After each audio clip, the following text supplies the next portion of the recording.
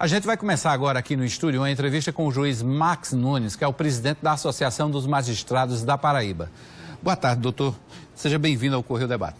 Boa tarde, Hermes. Boa tarde a todos os telespectadores da Rádio Correio. Da rádio não, da TV Correio.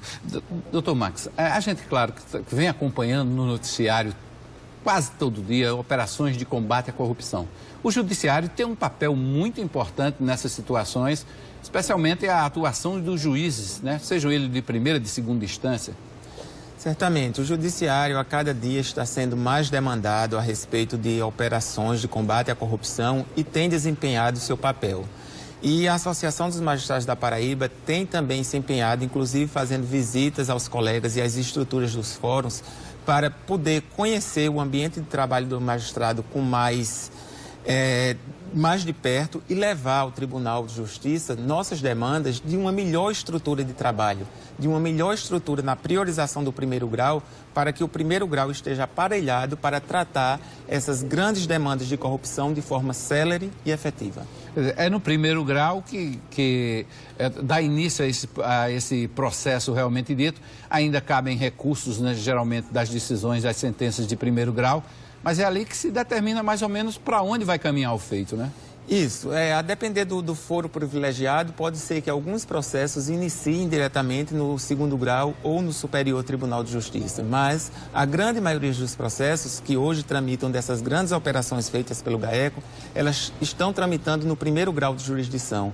E aí é que a gente cobra e busca do tribunal uma estrutura adequada para que o juiz ele possa, ao lado dos inúmeros outros processos, desempenhar e entregar a jurisdição que a população deseja, analisando esses processos com a celeridade devida. Bom, muita gente comemorou essa situação de quebrar as prerrogativas o foro privilegiado de certas personalidades. Isso não acumulou mais ainda o número de processos de trabalho do primeiro grau? Na verdade, o processo, quando tramita no primeiro grau, ele, por fim, ele termina tramitando de forma mais célere, porque o primeiro grau, ele nasceu para isso, para fazer toda a instrução do processo, diferentemente de um órgão colegiado, que geralmente só analisa recursos. Daí porque, com essa mudança, com essa inversão de remeter processos de grandes operações, que envolve grande número de pessoas, de combate ao crime organizado, é que o primeiro grau passa a necessitar cada vez mais de uma estrutura mais adequada, porque a população há de convir que um processo dessa natureza, que envolve vários réus, que envolve vários documentos, há inúmeras horas de áudios a serem ouvidas, documentos a serem analisados, são milhares de páginas a serem lidas, então o juiz ele precisa de uma estrutura adequada, uma estrutura de tempo, uma estrutura de assessoria, para que esse material ele seja analisado, seja separado, para que o juiz possa dar, ao final das audiências e de toda a instrução processual, a sua decisão. Então, é preciso que haja estrutura para que cada vez mais o processo caminhe com celeridade. Mas não é hora de podar esse número de recursos, tanto do processo penal como do processo civil, não? Porque aí, exatamente, o processo volta para o primeiro grau por conta da perda do foro privilegiado, mas a gente sabe que a legislação tem recurso aí, muito recurso para ser utilizado pelos advogados. Isso, mas só que essa questão da grande quantidade de recursos que interfere e, em alguns casos, atrapalha o trabalho do judiciário, essa é uma atribuição do legislativo. É o legislativo, a população tem que se preocupar em cobrar do legislativo a alteração dessa legislação, porque a nós do judiciário cabe aplicar a lei. Se a lei prevê a existência de recursos, então o judiciário tem que aceitar e processar esses recursos. O que a população muitas vezes reclama de falta de celeridade do judiciário, na verdade, não é falta de celeridade na tramitação do processo, mas na utilização de recursos que são devidos, que estão previstos na lei e que, sendo um direito dos acusados, eles têm e podem manejar esse recurso. Então, o que a gente tem que lutar, enquanto população, é pela alteração da legislação, porque o judiciário cumpre tão somente aplicar essa legislação. Executar o que está lá, né? Os dispositivos legais. Agora, doutor, seria um primeiro passo a adoção do que o governo chama de pacote anticorrupção e lei anticrime? Esse pacote ele ainda está em discussão no Congresso Nacional. Eu não conheço profundamente esse projeto porque ainda não me debrucei totalmente sobre ele. Ele traz alguns pontos de avanço, mas eu não posso garantir que ele seja a solução para todos os problemas. Porque, na verdade, a solução para a maior parte dos nossos problemas enquanto Poder Judiciário é por uma melhor estrutura de atuação do magistrado.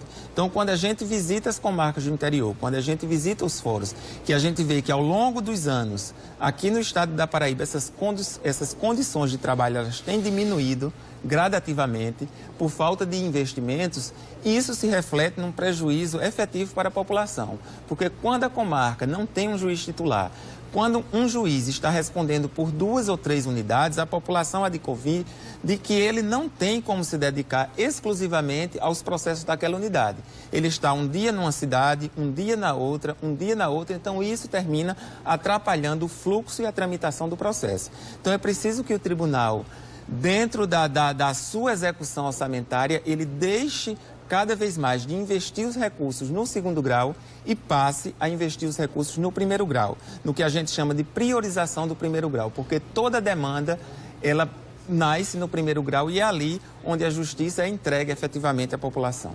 Mas, na verdade, a gente vê nos fóruns um acúmulo de processo muito grande, né? Nas comarcas também, principalmente no interior. Isso, porque a demanda, ela é maior que a capacidade de vazão. Então, eu costumo ilustrar a população e pego um exemplo de um processo desse, de uma grande operação, como a título de exemplo, a Checkmate, que envolve vários réus, envolve uma quantidade muito grande de documentos, cerca de 40 volumes de autos, cada um com 200 páginas. Pelo menos 85 servidores citados. Pois é, então o juiz ele tem que se dedicar ao estudo daqueles autos antes de proferir suas decisões. Então você faça sua comparação no dia a dia. Se você tem um livro de 200 páginas para ler, quanto tempo você demora para ler esse livro? Então o juiz ele precisa ler o processo, ele precisa conhecer o processo. Em provas que envolvem escutas telefônicas, escutas ambientais, o juiz precisa ouvir todos esses áudios. Então são centenas de horas de áudios. Então o juiz ele às vezes não está no fórum, está em sua casa, está em seu gabinete, mas ele está lendo e está trabalhando. Então quando a gente pede um maior número de assessores, um maior número de estrutura, é para que esses documentos sejam triados antes de ser apresentados ao juiz para que o juiz analise a prova. Então isso demanda tempo. Ok, a gente volta a conversar daqui a pouquinho com o juiz Max Nunes.